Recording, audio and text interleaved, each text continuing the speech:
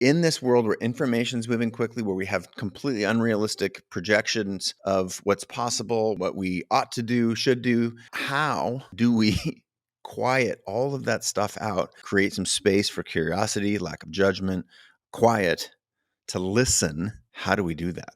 It's such an important question, Chase. And the question I probably get most often is really a question. You framed it a bit differently, but I often get the question about time. How do I do this with limited time? Mm-hmm. And maybe going on a retreat is, if you have the resources to do that, that might be helpful in having a supportive place to detox, but to also get to, which is, again, I love questions, but to get to this question of what am I afraid to feel if I slow down? What am I afraid is going to show up if I slow down? Do I know? And what am I afraid will fall apart if I slow down? Just for a moment. It's important to know that because that's going to be the motivator. And usually it's connected to survival. I don't think I can stop working because what if I grew up without a lot of resources and I feel that fear all the time of, "Oh, I got to keep going because I might end up without resources because I know what that feels like." That's a fear that motivates me. It keeps me moving forward. So getting clear on that is important.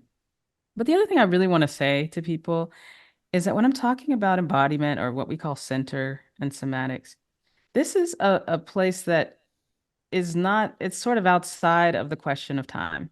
And I don't want to get too philosophical, though I think it is. When you talk about Eckhart Tolle, that's what we're talking about. So if you're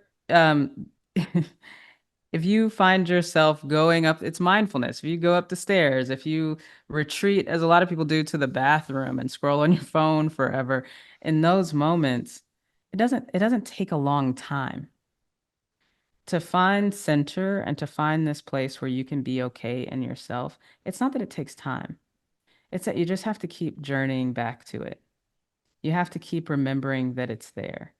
You have to keep finding a pocket to return. It takes no time at all, in a way. It may take Mm-hmm. you a lot of time to find it because you've put up a lot of barriers. You put a lot of things in the Yeah. way between your thinking self and your centered self.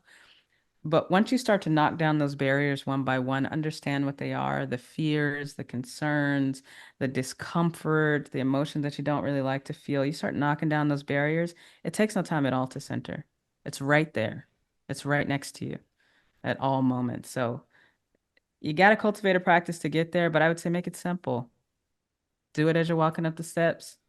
Do it for 1 minute each day, 30 seconds each day. Try to find stillness, and eventually you'll crave it, long for it. And it will start to be the hum underneath how you live your life. And I always say to people, like, center is a place that we all can meet. When I'm with people who are operating from their center, we're working together from our center, it feels like we're able to exit the kind of time and frenzy. So cultivate that place of center. Let's find each other there to support each other to get there. And I think that's actually going to give us something that we desperately need in this time. So practice, understand yourself. It's right there. It's right next to you.